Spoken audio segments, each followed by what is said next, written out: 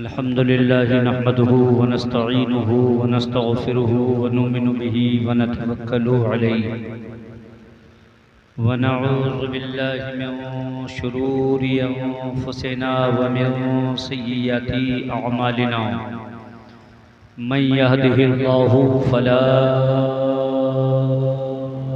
मुज़िल्ल लहु व मन युज़लिलहु फला हादिय लहु वनशहदु अल्ला इलाहा इल्लल्लाहु वहदहु ला शरीक लहु वनशहदु अन्न सय्यदना व मौलाना मुहम्मदन सल्लल्लाहु तआला अलैहि वसल्लम अब्दुहु व रसूलुहु बिल हुदा व दीनिल हक़्क़ि अरसलहु अम्मा बअद फ़अऊज़ु बिल्लाहि मिनश शैतानिर रजीम बिस्मिल्लाहिर रहमानिर रहीम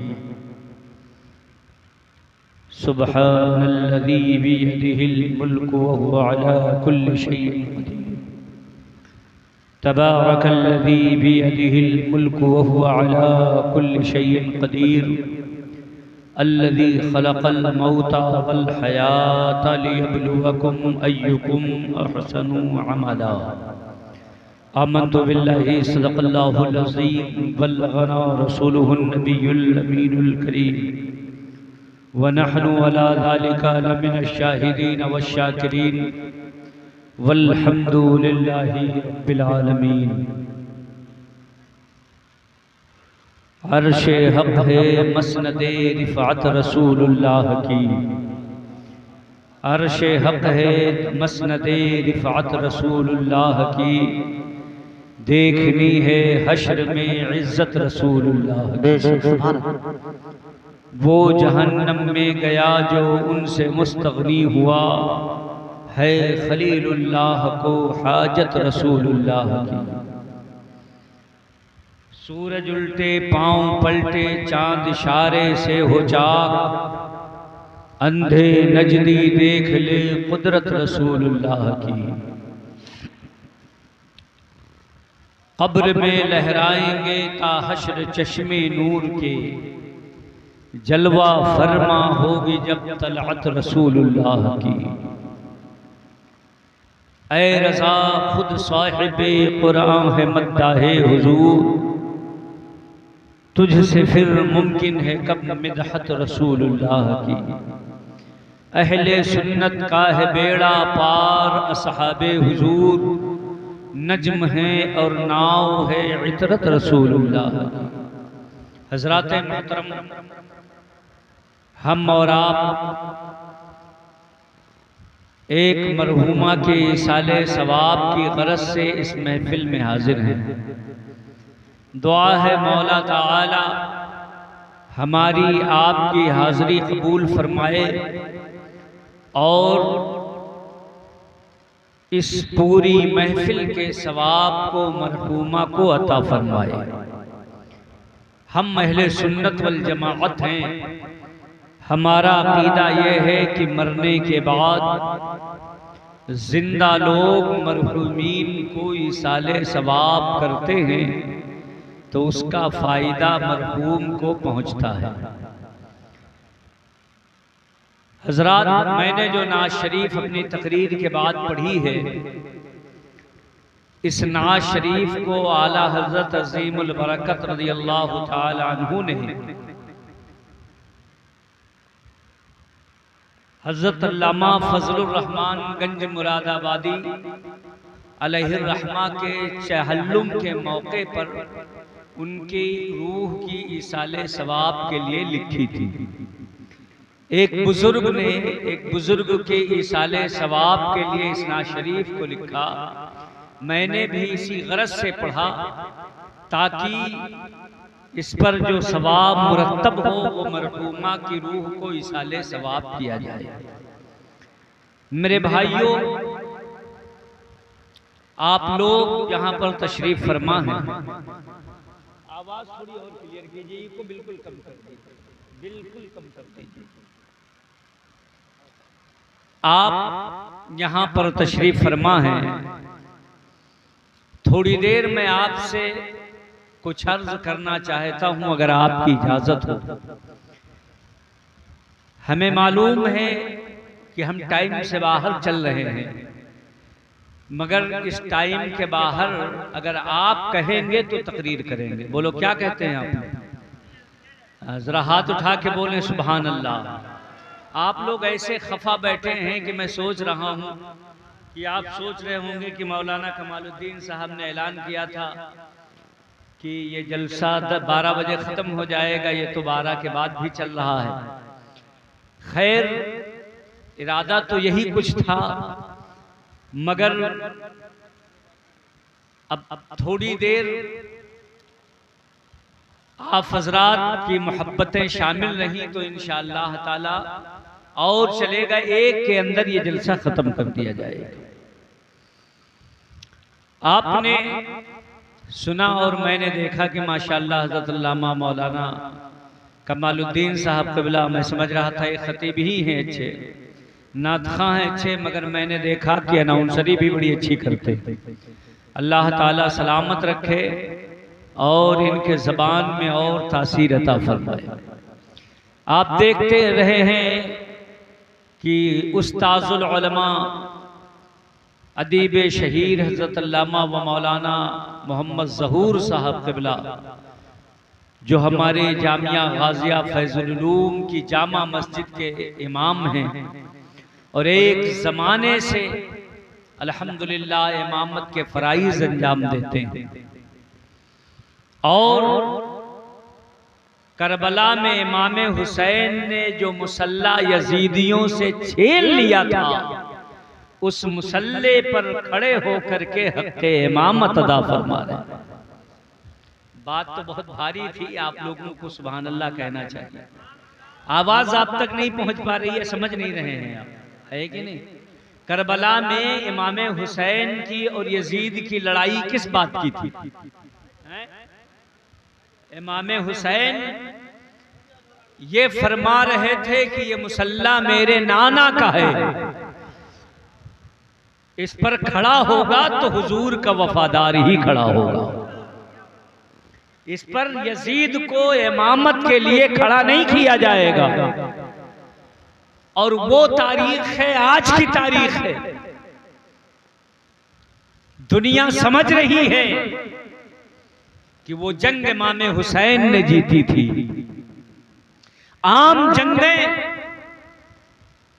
जो शहीद होता है वो हार जाता है और जो बचता है वो जीतता है, मगर करबला की वो जंग है जिसमें जो कुंबा शहीद हुआ उसी के सर फतह का झंडा मिला, उसी के सर पे फतह का सेहरा बांधा गया।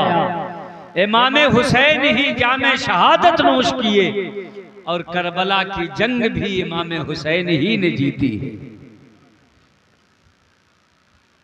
मकसद जो जीत जाता है जीत उसी की होती है। इमाम हुसैन का मकसद ये था कि कोई भी फासिक व फाजिर नबी के मुसल्ले पे खड़ा नहीं हो सकता। तो आज भी, अब तक भी और क़यामत तक जहां जहां मस्जिदें होंगी, मुस्तफ़ा जान रहमत के नाइबीन उस मुसल्ले पे इमामत करेंगे। कोई फासिक व फाजिर, उसके पास दौलत चाहे जितनी ज्यादा क्यों ना हो, शोहरत कितनी ज्यादा क्यों ना हो, उसके पास अफराद चाहे जितनी ज्यादा तादाद में हो, उसके पास दौलत चाहे जितनी हो, जमीन हो, बाग हो, उसके पास फौज हो, असलहे हो, मगर जब वो मुसल्ले पे खड़ा होना चाहेगा तो आप लोग उसे धक्का मार कर पीछे कर दोगे और कहोगे मियाँ ये हुकूमत नहीं बल्कि ये इमामत है। हुकूमत वाली तख्त पर कोई भी बैठ सकता है मगर इमामत के मुसल्ले पे वही जाएगा जो मुस्तफ़ा का वफादार। नारे तकबीर, नारे तकबीर, नारे रिसालत, नारे रिसालत, मसलके आला हजरत, मसलके आला हजरत, नारे तकबीर, नारे रिसालत। माशाअल्लाह। ये इमामत का मुसल्ला इमाम आली मकाम ने करबला में बचाया है और हश्र तक के हम उम्मत को अता फरमाया है। ये वो हुसैन का बचाया हुआ मुसल्ला है जिस पर इमाम खड़े होते हैं। लिहाजा इमाम कोई मामूली शे का नाम नहीं है।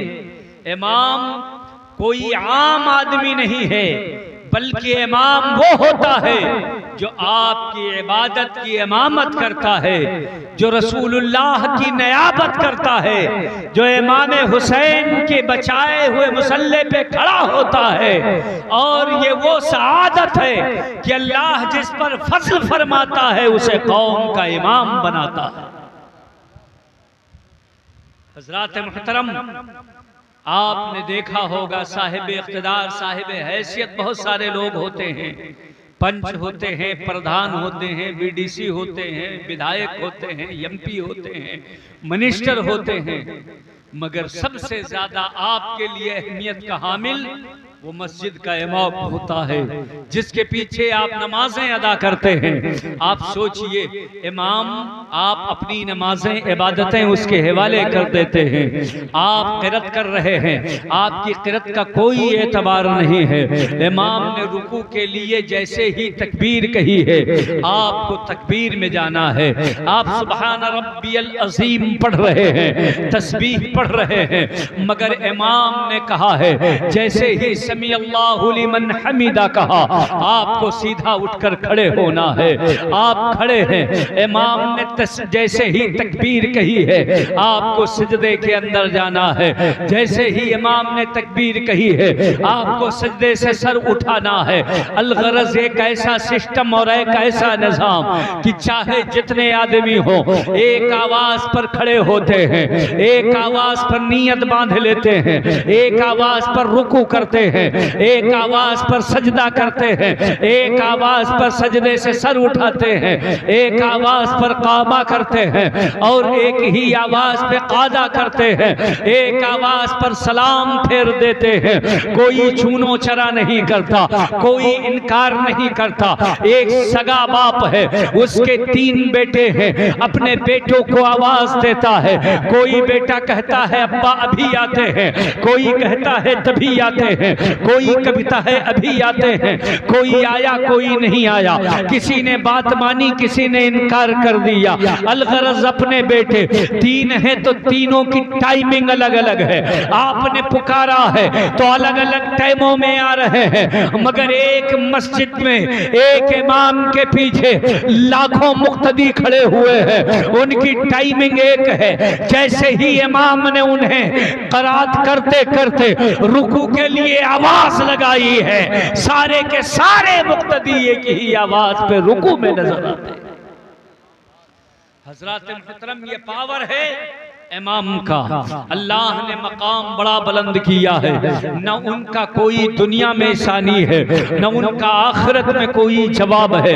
हदीस शरीफ में आया है, अल्लाह के नबी सल्लल्लाहु ताला अलैहि वसल्लम ने इरशाद फरमाया है, नबी अकरम सल्लल्लाहु ताला अलैहि वसल्लम फरमाते हैं कि जितना सवाब सारे मुक्तदियों को मिलता है, उतना सवाब तने तनहा इमाम को दिया जाता है। हज़रात मुहतरम, आप एक नमाज पढ़ते हैं, एक रकात पढ़ते हैं, एक मर्तबा तस्बीह पढ़ते हैं, एक मर्तबा क़िराअत करते हैं। आपने क़िराअत किया, आपको क़िराअत का सवाब मिला। आपने रुकू किया, आपको रुकू का सवाब मिला। आपने क़याम किया, आपको क़याम का सवाब मिला। आपने तस्बीह पढ़ी, आपको तस्बीह का सवाब मिला। आपने एक रकात नमाज पढ़ी, आपको एक रकात का सवाब मिला। मगर आप जमा होकर अगर जमाअत से पढ़ते हैं तो आपको 70 नमाजों का सवाब मिलता है, 70 रकात नमाज का सवाब मिलता है। साथ ही साथ अगर आपने इमामा बांध लिया, आपका सवाब और कई गुना बढ़ गया। आप सोचिए, ये आपका सवाब है, मगर मस्जिद के अंदर जितने मुक्तदी हैं, जितना सवाब सबको फर्दन फर्दन दिया जाता है, सारे मुक्तदियों को इकट्ठा कर लो, उसके बराबर ही सवाब तन्हा इमाम को दिया जाता है। कौन है जो आखिरत में उसका मुकाबला करे, जो सवाब में उसका मुकाबला करे, जो नामे आमाल के मीज़ान पर उसका मुकाबला करे? अलगरज इमाम इमाम होता है, उसका कोई मुकाबला नहीं कर सकता है। अगर कोई इमाम का मुकाबला करना चाहे तो वो ज़लील और रुस्वा हो जाएगा, मगर इमाम का मुकाबला न दुनिया में कर सकता है न आखिरत में कर सकता। ये 4000, 5000, 3000 पर इमामत करते हैं। ये कौन है, कैसे हैं? मैं बहुत पैसे वाला आदमी हूं। मैंने कहा बहुत पैसे वाले हो, जरा 10 आदमियों को एक साथ झुकाकर, एक साथ सिजदे में ले जाकर, एक साथ खड़ा करके दिखाओ। एक साथ 100 आदमियों की लाइन लगाओ, जिनके पैर ना आगे हो ना पीछे हो, सब एक सब में एक साथ खड़े हो, उनमें सब के सब खामोश हो, कोई बोल ना रहा हो, किसी की आवाज ना निकल रही हो, न कोई वो बात कर रहा हो, न किसी की जबान चल रही हो। मियाँ 10 लोग इकट्ठा होते हैं, कब्र में मैयत को उतारा जाता है, लकड़ियां बराबर करना हो, सब शोर शराबा करना शुरू कर देते हैं। एक आदमी कहता है इस लकड़ी को इधर रखो, एक कहता है उधर रखो, एक कहता है ये सिरा मोड़ लो, दूसरा कहता है वो सिरा मोड़ लो। अलगरज 10 आदमी जहां इकट्ठा हैं वो खामोश नहीं है, उन्हें एक सफ में खड़ा किया जाए। वो आपके पीछे एक सफ में खड़े नहीं होंगे, किसी का पांव 4 कदम आगे होगा, किसी का कंधा कहीं होगा, किसी का चेहरा किसी तरफ होगा।